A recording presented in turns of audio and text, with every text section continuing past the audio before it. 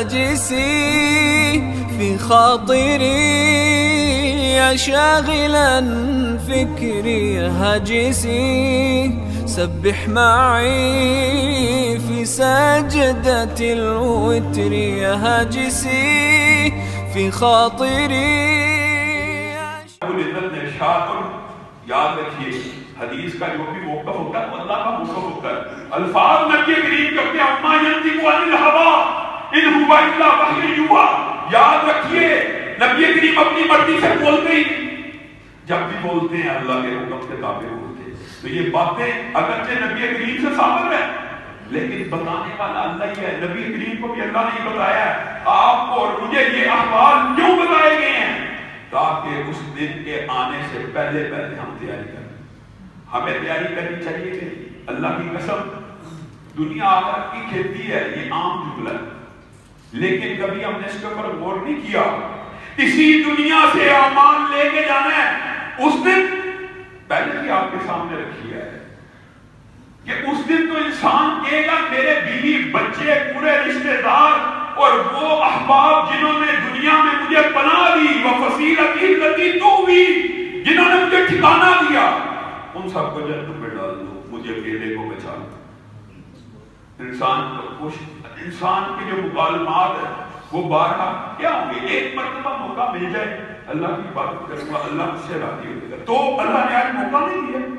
آج بھی ہمارے پاس موقع ہے اور اللہ کی رحمت اس قدر وسیع ہے جتنے مرضی گناہ ہو ہاتھ اٹھائیے اللہ معاف کر دے. اللہ سارے معاف کر دے. اللہ کو معافی دینے میں کوئی چیز مانے نہیں ہے. کیوں نہیں اللہ معاف کرے گا؟ اللہ رب العزت خود ارشاد فرمانے میں معاف کرتا ہوں. آج ہم نے اس دن کی تیاری کرنی ہے. اس دن بے چینیوں کا دن ہے حسرتوں کا دن ہے اتنی سختی کا دن ہے کہ حاملہ عورتیں اگر ایک دن کا حمل ہو تو پیدائش ہو جائے. دودھ پینے والے قرآن پاک کے اندر محبت کے مختلف انداز بیان ہیں لیکن خود بتائیے سب سے زیادہ ماں محبت کس سے ہوتی ہے؟ جو بچہ دودھ پی رہا ہوتا ہے. تو اللہ رب العزت کلام حمید میں ارشاد فرماتے ہیں یہ دن نفسہ نفسی کے اعتبار سے اتنا سخت ہوگا کہ دودھ پلانے والی مائیں اگر ان کے ہاتھ میں بچے ہوں ان کو گرا دیں کہ پیچھے ہٹ دیں آج میری جان بچ جائے. اور یہ دن سب کے اوپر آنا ہے سب کے اوپر آنا ہے انشاءاللہ. آئندہ آنے والے خطبات میں یا کبھی موقع ملا تو ان اعمال کے بارے میں بھی گفتگو کریں گے جو ان دنوں کی سختیوں کو کم کرنے والے ہیں. وہ اللہ رب العزت نے نبی کریم کے ذریعے وہ اعمال بھی میں بتلائیں. اب ہوگا کیا حشر کے دن؟ نبی کریم صلی اللہ علیہ وسلم کی سفارش سے گزشتہ خطبے میں آپ کے سامنے اس بات کو رکھا تھا حساب کتاب شروع کر کے جائے. ایک طرف دائیں ہاتھ والے آتے جائیں گے ایک طرف بائیں ہاتھ والے آتے جا رہے ہیں گروہ کٹھے ہوئی جا رہے ہیں. اس حساب و کتاب کے آغاز کے بارے میں ایک حدیث ہے. آغاز ہوا نبی کریم نے سفارش کی آغاز ہو گیا. جیسے ہی آغاز ہوگا نبی کریم کہیں گے آئین آدم کا ہے. آدم کھڑے ہو آدم اپنے بیٹے اپنے بیٹیوں میں سے جہنمیوں کو علیحدہ کر دو. آدم کہیں گے اچھا اللہ رب العزت کتنے بیٹے اور بیٹیوں کو علیحدہ کرنا ہے؟ ایک حدیث انسان کی زندگی کو بدلنے کے لیے کافی ہے.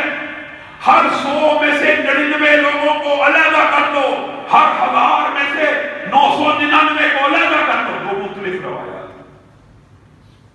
ہر 100 میں سے بھی ہو سکتا ہے اور ہر 1000 میں سے بھی ہو سکتا ہے. اور راجع بات یہی ہے کہ ہر 100 میں صرف ایک بندہ جنت میں جائے گا. اور جس وقت اللہ رب العزت آدم کو یہ کہیں گے ہر 100 میں سے 99 جہنمی ہیں حشر کے اندر چیخو پکار شور و غوغا اور گلگلہ مچ جائے گا کہ اللہ رب العزت اتنا سخت معاملہ کرنے والے ہیں. پھر الٹے ہاتھ والوں کو میدان کو قائم کیا جائے گا. وَأَمَّا مَنْ خَفَّتْ مَوَازِينُهُ جس کا پلڑا ہلکا رہ گیا نیکیاں باری نہ کر سکا نیکیاں اس قابل نہ کر سکا. اللہ رب العزت کی رحمت بھی بہت ہے. صرف 50% مارکس چاہیے. صرف 50% لوگ سمجھتے ہیں 50 بہت زیادہ ہے. اللہ کی قسم اگر اللہ کی رحمت کے اوپر غور کیا جائے تو بہت ہی کم ہے. یعنی اللہ رب العزت نے انسان کو اتنی چھوٹ دی ہے کہ آدھی زندگی گناہوں میں گزار دیں اور آدھی زندگی نیکیاں کر لے پھر بھی اللہ پاس کر دے گا. اللہ کی رحمت سے نا امید نہیں ہونا چاہیے. 50% جس کا رزلٹ آ گیا پاس ہو گیا. ہونا تو یہ کہیں 50 ایک آتا وہ پاس ہوتا, لیکن 50 کو بھی اللہ رب العزت پاس کر دے. لیکن جن کے نمبر 50 سے کم آئے علیحدہ ہو جا رہے. وَأَمَّا مَنْ أُوتِيَ كِتَابَهُ بِشِمَالِهِ, اللہ کہہ رہا ہے کہ جس کو الٹے ہاتھ اس دن نامہ اعمال تھمایا جائے گا. رزلٹ آ گیا, نیکیاں کم ہیں برائیاں زیادہ ہیں, الٹے ہاتھ نامہ اعمال پکڑا. یا لیتنی لم اوت کتابیہ, اے اللہ کاش مجھے یہ رزلٹ نہ دیا جاتا, کاش میرا یہ نتیجہ نہ نکلتا. یا لیتنی لم اوت کتابیہ ولم ادری ما حسابیہ, ولم ادری ما حسابیہ, یہ وجہ جہنم میں جانے کی. ولم ادری ما حسابیہ, مجھے پتہ ہی نہیں تھا کبھی حساب کتاب ہونا. یا لیتہا کانت القاضیہ, اللہ ایک درخواست ہے رزلٹ کی جگہ موت دے. لم ادری ما حسابیہ ما اغنا انی مالیہ, ہائے دنیا میں تو میرے پاس ارب روپیہ تھا, کروڑوں پتی تھا. ما اغنا انی مالیہ, آج وہ مال اتنا حقیر ہے یہاں پہ چلتا ہی نہیں, یہاں پہ وہ پیسہ چلتا ہی نہیں, یہاں پہ وہ جائیداد چلتی نہیں. ہاں چلے گی, اسی دنیا میں چلتی ہے. اللہ کی قسم چلانا چاہتے ہو بھی چلا دو, اس دنیا میں کوئی نہیں چلتی. ما اغنا انی مالیہ حلق انی سلطانیہ, میری بادشاہی میری تو اتنی بڑی جگیر ہوتی تھی, آج وہ بھی میرے کسی کام نہیں آئے. خذوہ فغلوہ ثم الجحیم صلوہ. قرآن کے الفاظ ہیں, حدیث کے بھی. جس وقت یہ الٹے ہاتھ والا اقرار کرے گا کہ ہاں نہ مال کام آیا, نہ مجھے حساب و کتاب کا پتہ تھا, کاش موت آ جاتی, میری حکومت اقتدار کوئی چیز میرے کام نہیں آیا, تو اللہ رب العزت جواب میں کیا کہیں گے؟ خذوہ فغلوہ ثم الجحیم صلوہ, پکڑو اسے, جکڑو اسے, جہنم میں ڈال دو. اور حدیث میں اس آیت کی تشریح یہ ہے, صرف اللہ کے منہ سے الفاظ نکل, اللہ کے کلام کرنے کی دیر ہوگی. خذوہ, پورے جتنے فرشتے, فرشتے کس لیے مقرر ہیں کہ جیسے ہی اللہ کا کوئی حکم ہو اطاعت بجا لیں. پوری جمی فرشتوں کی تعداد اس اکیلے جہنمی کی طرف دوڑ پڑے گی, اور پکڑنے میں اس کی ٹکا بوٹی کرنی ہے. اور اللہ رب العزت نے اسی الٹے ہاتھ کو دوسرے مقام میں اس طرح فرمایا, وَأَمَّا مَنْ أُوتِيَ كِتَابَهُ وَرَاءَ ظَهْرِهِ. بعض منکرین حدیث اور مستشرقین سب سے زیادہ اس آیت کے اوپر اعتراض کیا مستشرقین نے. کیا اعتراض کیا؟ ایک جگہ تو اللہ کہہ رہا ہے الٹے ہاتھ میں پکڑایا جائے گا, دوسری جگہ اللہ کہہ رہا ہے پشت کے پیچھے سے پکڑایا جائے گا. دیکھو جی تمہارے قرآن میں تضاد ہے. یہی مقدمہ منکرین حدیث کا ہوتا ہے, یہ حدیث اور قرآن میں تضاد ہے. مستشرقین کا کیا ہوتا ہے, قرآن کی آیتیں آپس میں ٹکراتی ہیں.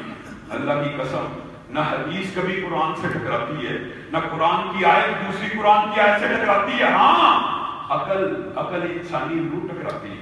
یہ انسانی عقل کا فطور ہوتا ہے, یہ جہالت ہوتی ہے, یہ علم کی کمی ہوتی ہے. کوئی بندہ کہ قرآن کی آیت دوسری آیت سے ٹکراتی ہے, یا حدیث قرآن سے ٹکراتی ہے. ایک حدیث بھی قرآن پاک سے نہیں ٹکراتی. کیسے ٹکرا سکتی ہے؟ اللہ کی وحی ہے. اللہ قرآن پاک میں کہہ رہا ہے چیلنج کرتے ہوئے کہ اس کے اندر سے اختلاف دکھاؤ. اگر یہ غیر اللہ کی طرف سے ہوتا تو اس کے اندر بہت سی باتیں آپس میں ٹکرا رہی ہوتی. تو محدثین مفسرین نے اس کی تطبیق کیا کی ہے؟ وَأَمَّا مَنْ أُوتِيَ كِتَابَهُ وَرَاءَ ظَهْرِهِ فَسَوْفَ يَدْعُو ثَبُورًا وَيَصْلَىٰ سَعِيرًا. وہ پکارے گا موت کو. پیچھے سے کیسے پکڑایا جائے گا؟ ہاں ہر الٹے ہاتھ والے کو نامہ اعمال پیچھے سے بھی پکڑایا جائے گا. کیوں؟ الٹے ہاتھ میں پکڑایا, پیچھے کر لے گا. قدرتی بات ہے, قدرت کی بات ہے. برا نتیجہ آ گیا, کون بڑھ کے وصول کرے گا؟ وہ کہے گا نہیں, اللہ نہیں, ہاتھ کو پیچھے کر لے گا. اور جب پیچھے کر لے گا فرشتے پیچھے سے اس کو پکڑا دیں گے. تو اس آیت میں یہی تطبیق ہے. الٹے ہاتھ میں پکڑایا تو الٹے ہاتھ میں جانا ہے, لیکن پکڑایا پیچھے سے جائے گا. غم کی شدت کو اللہ رب العزت بیان کر رہے ہیں. وَأَمَّا مَنْ أُوتِيَ كِتَابَهُ وَرَاءَ ظَهْرِهِ فَسَوْفَ يَدْعُو ثُبُورًا وَيَصْلَىٰ سَعِيرًا.